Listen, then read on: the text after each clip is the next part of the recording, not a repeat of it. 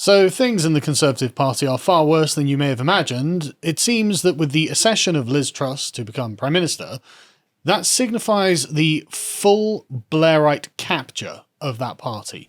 And I just wanted to go through just how terrible things are, actually, with regards to the Conservatives. So, good news all around. But anyway, if you want to support us, go over to lotus.com, sign up for $5 a month, and you can watch our latest hangout, which is strangely pertinent to this segment, which is about Europe's only indigenous people, according to the BBC or any other mainstream news network.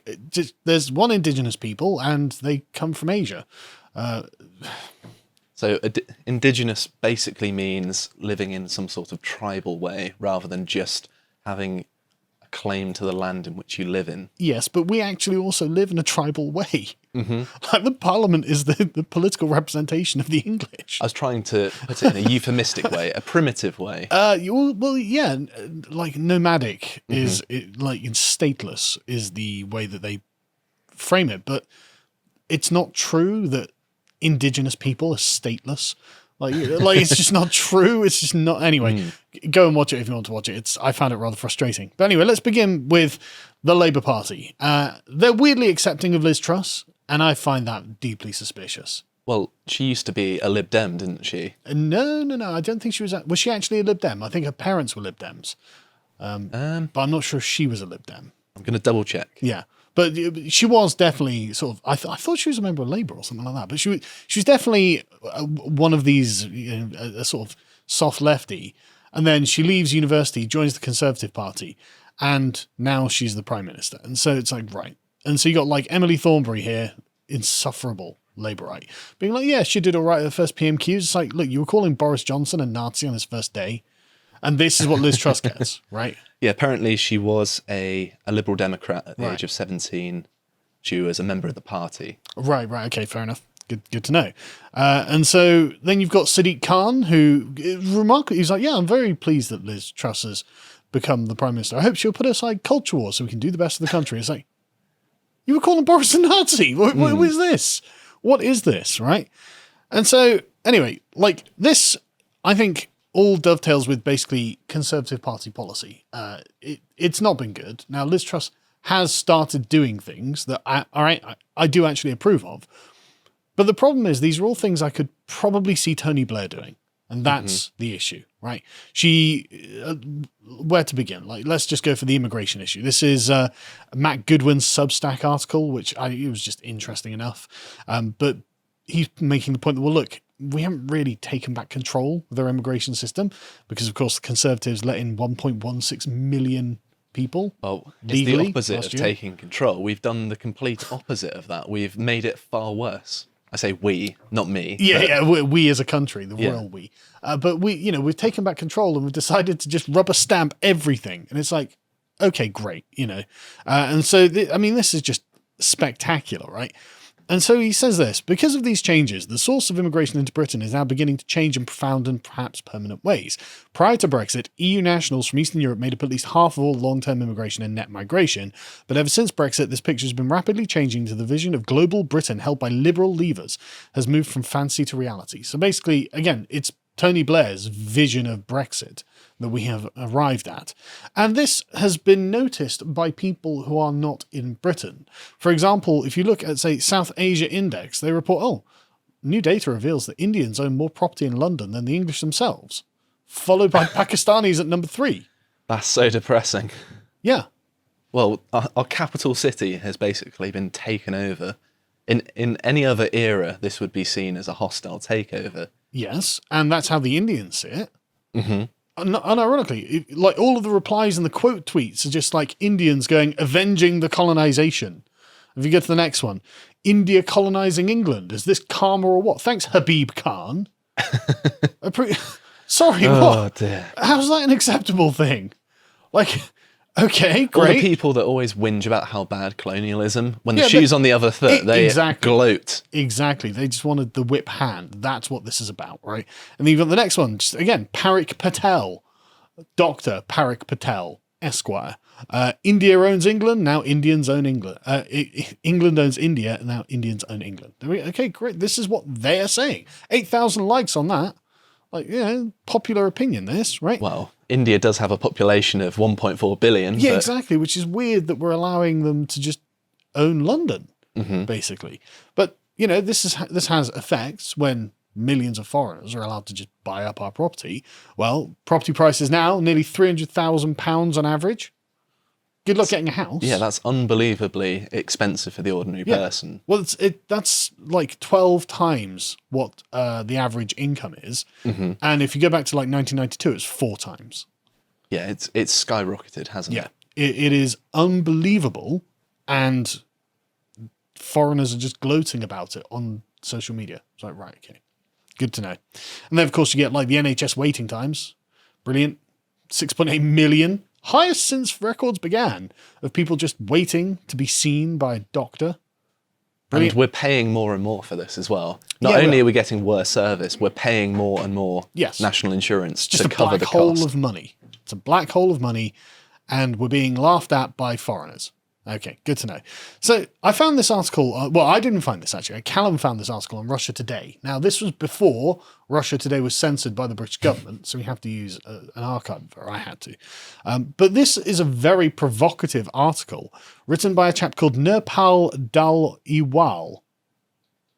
Sounds very Indian subcontinent to me. Yes, exactly. Right. He is, as they say, a novelist, journalist who works and has appeared at the Financial Times, the Times, Sunday Times, the Telegraph, the Guardian, Haaretz, and India Today. Right. So he was born in Greenford in London, and his parents were first-generation Punjabi immigrants, Sikh, and so he has what it appears to be a relatively prescient view on what Britain is going to be like in the 21st century, right? As you can see, if you can go back up, just see the headline. Multiracial Britain now resembles a Neapolitan ice cream with brown at the top, gammon pink firmly at the bottom. I was like, yeah, that's provocative, but you can't say it's wrong, right? I mean, it's obviously true as far as I'm concerned. Well, that's the thing, as we'll see with Tony Blair's Conservative cabinet, right? But he says this, right? The brownwashing of Britain is continuing apace, with non-white faces now increasingly occupying elite positions in government, sport, businesses and the arts, a result of being continually held to higher standards. And he talks about Dev Patel playing Gawain in The Green Knight, and this other woman, Sarita Chowdhury, playing Morgan Le Fay, and all this other stuff, right? Yeah. And he points out, well, look, this is privilege for the privileged, actually, because if you look, as he says, minority groups such as Africans and South Asians increasingly outperform the native population at school. Over 70% of Indian kids got a grade 5 or above in GCSE maths and English this year, compared to less than half of white British ones. We are seeing what I call the creation of Neapolitan Britain, looking like the ice cream Britain is set to be ruled by a chocolatey brown upper tier that presides over a beige multicultural middle block and a deep gammon pink bottom case. That gammon pink bottom case will be largely Anglo-Saxon in ethnic origin, right? And he's not wrong, of course. If you get to the next one, you can see that this is our achievement scores. You've got white British smack in the middle there. The only people who do worse are the Pakistanis, and like Caribbean blacks and gypsies, who actively reject the concept of education. But in every other respect, it's black Africans, mixed Bangladeshi and Asian and Chinese and Indians. So it's like, right. So there are a lot of people who are doing very, very well, and these people are generally not British, like white British. Okay, fine. So then let's talk about representation and diversity in the Conservative government. Well, the Times put this article out the other day when Liz Truss became the Prime Minister. Great offices of state set to contain no white men. It's almost celebrating it, isn't it? Yeah, it does seem that way. Liz Truss is preparing to appoint the first cabinet in history in which none of the great offices of state will be held by a white man. Though Truss will not learn if she is to be Britain's new Prime Minister till today, which she of course did, she was likely to be so. Kwasi Kwarteng, the business secretary, is set to be Chancellor. The Eton-educated son of Ghanaian immigrants. Good lucky for him, I guess. He's been chosen, and of course you've got James Cleverly as Foreign Secretary. His mother came from Sierra Leone, did all right for himself, didn't he? And the thing is, right, it's not that I disliked these people either, right? For example, James Cleverly happens to be a Warhammer 40,000 player. I apparently liked this video in 2012 that got links. And the thing is, if you scroll down a bit, you can see these pictures with like a Warhammer faction on his shelf. And it's like, okay. As long as it's not the Chaos factions, it's all right. No, it's an Imperial faction. It's Sisters of Battle. Yeah, it's very based. And so it's like, okay, that's great. I'm glad that finally we're getting the representation we deserve, right? And then you've got someone like Swella Braverman, who seems to be the sort of person who makes Priti Patel look like a Blairite left winger, right? I mean, if Pink News are like, why Swella Braverman as Home Secretary paints a bleak future for human rights, brilliant. Absolutely great. It's music to my ears when it comes to Pink News. She was the first one to run for the Tory leadership, saying we've got to get rid of this woke rubbish. That's great. Put yourself forward. I completely agree with you. That's all well and good, right? But the question, again, is whose design is this? Right? Who is animating the Conservative Party? Because at the end of the day, Tony Blair is saying the same thing. He's saying get rid of the woke rubbish because it's electoral cancer. So, okay, so Tony Blair would literally be happy leading this Conservative Party. In fact, if you look at it, the Labour Party is now the party of straight white men because they're the ones with Keir Starmer. Right? Well, I mean, the distinction between Labour and the Tories has always been pretty slim. I mean, Margaret Thatcher said the best part of her legacy was Tony Blair. Yeah. So, and Tony Blair can point to the Conservative Party now and say, the best part of my legacy is Liz Truss. And it's like, great. So we've literally got Tony Blair somehow still controlling both parties in this country and dictating the entire scheme of politics. And this is just insufferable, right? So David Lammy was asked about this and he was like, yeah, this is brilliant, actually. So really, if David Lammy is happy with what the Conservatives are doing, how conservative can they really be? Right, let's watch this clip. Look, I welcome the fact that we are a multi-ethnic, multicultural country. It's a journey that began under Tony Blair with the appointment of people like Valerie Amos, Patricia Scotland, Paul Boateng, and it continued with David Cameron, who brought on a generation of these people who are now in the cabinet, and indeed he asked me to do a review, so I welcome that. Labour remains committed to these issues. We're the natural party, I think, of diversity in our country. I think we've got a higher percentage of MPs that come from an ethnic background, but I think all of us can celebrate a multi-ethnic Britain. It's the Britain, by the way, that won us the Olympics back in 2012. It's good to see it mirrored in the Conservative Party at this time. I'm glad you did mention David Cameron and leave it all to Tony Blair there, because it was a lot of his moves to try and get more gender diverse, more ethnically diverse people into those positions that kind of helped get us to where we are here. Helped get us to where we are here. What does us and we mean in this context? Well, because it doesn't mean me. I'm not represented there. Well, it certainly doesn't mean white men, does it? Exactly. According to the left's definition of what representation in diversity are, what does us and we mean? I don't feel very included. For the party of inclusion, I don't feel very included. But isn't that remarkable? David Lammy's like, yeah, so the Conservatives, basically Blair's party, and has allowed us and we to achieve, to arrive where we are. It's like, okay, great. The Conservatives have literally just said, right, Labour, what is it you want done? And the Labour like, we want this. And the Conservatives are like, right, it's interesting. Consider it done, mate. It's very interesting that he doesn't make the distinction between us, the Labour Party, and the Conservative Party as others. He just says us and we, as if they're the same size. At one point in that interview, he even says this isn't a partisan political issue. It's like, right, okay, it's a settled issue then. You both agree that actually it should be foreigners ruling Britain. Right, okay, got it. That's just good to know, right?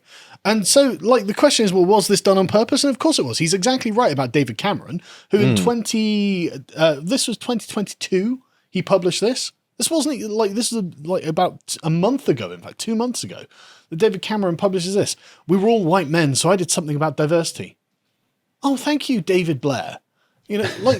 Oh God, I, the Conservative leader, need to be concerned about Labour's canard, right? And so he literally was like, this was despite having produced Britain's first female prime minister, despite having countless black and British Asian supporters, they would say, I agree with some of what you're saying, but there's no one like me in your party. So, oh, well, there we go. Then what he does, of course, is create all women and all minority shortlist, this is how Liz Truss became where she is. She was on one of those shortlists.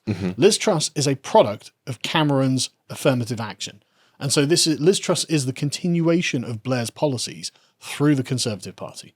Absolutely. It's just insufferable. I can't stand the fact that these idiots are doing everything the Labour Party would have them do. It's like they've got no will of their own. There's nothing in the Conservative Party that makes them want to do something. All they can do is just be like, well, we're going to do what the Labour Party does to a certain degree, and then we're not going to go further because we're a bit afraid of it. It's like, just embrace it.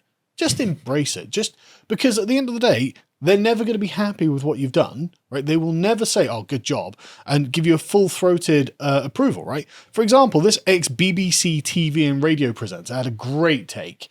Oh, they're the coconut cabinet.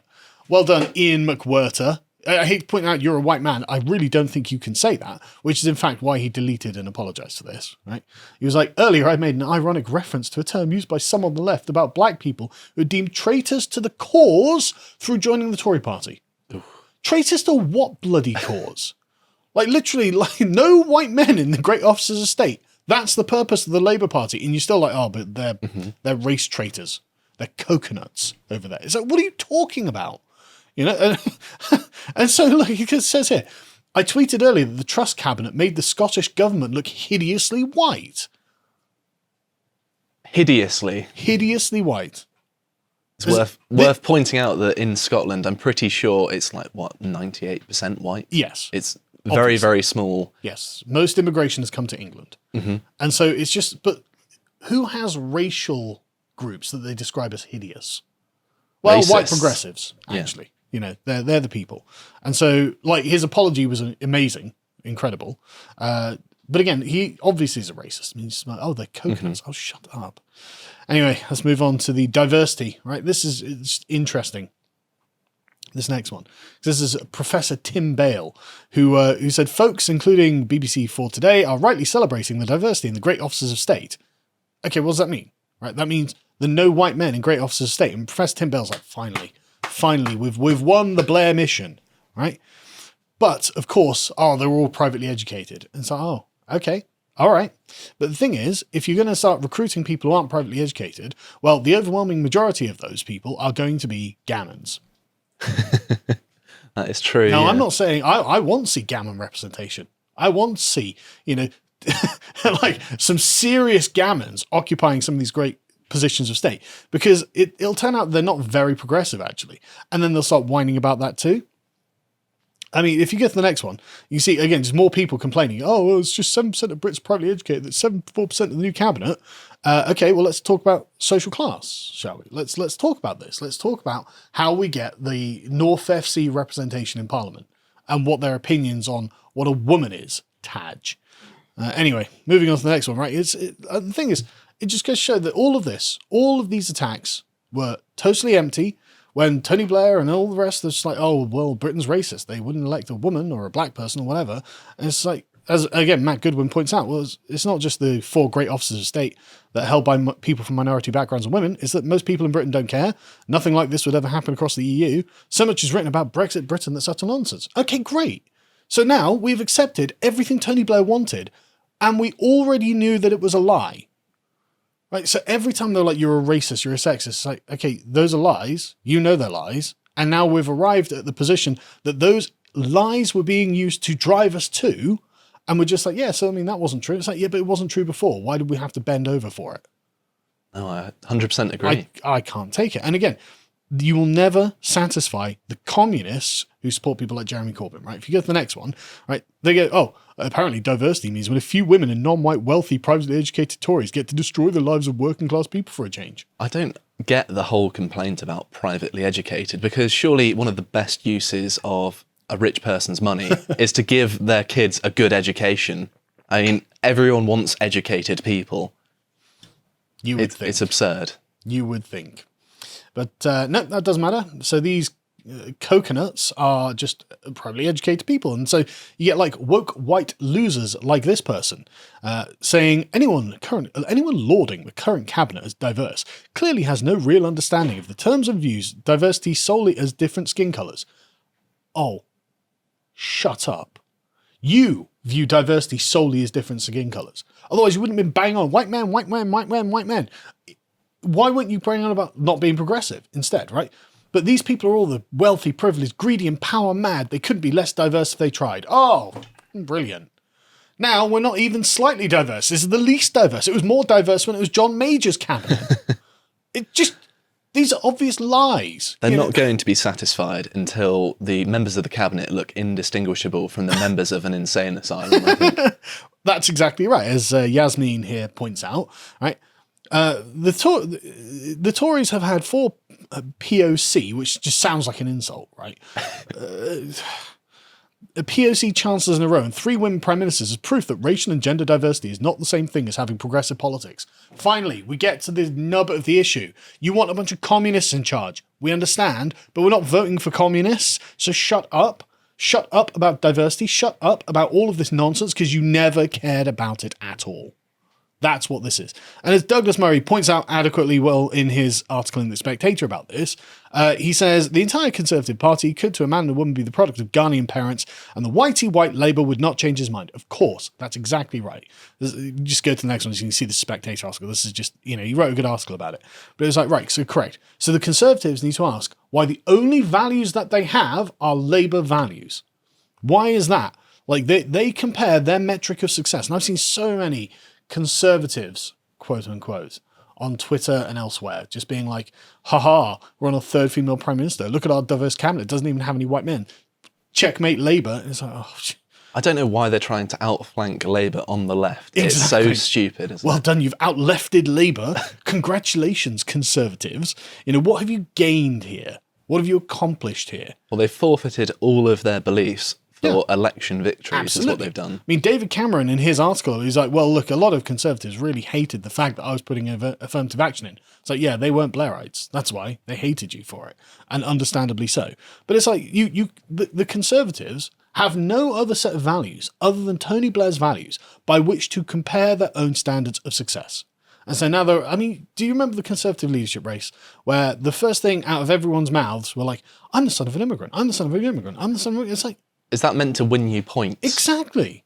It's like, how is it? Like in America, you are not allowed to be the president if you are not born on American soil. Mm-hmm. And you can't even get to that top rank, And yet in this country, we don't care. It doesn't matter. We just sell our capital out to the Indians. Who gives a damn?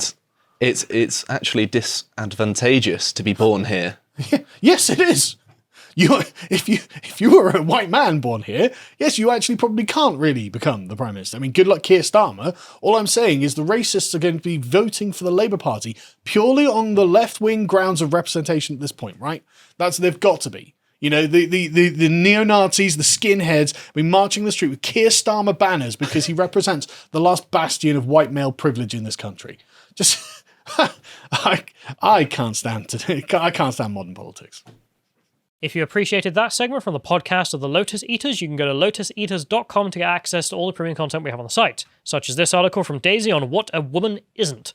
And if you want to follow what else we're putting out, you can follow us on Getter at lotuseaters_com on Getter. Thank you and goodbye.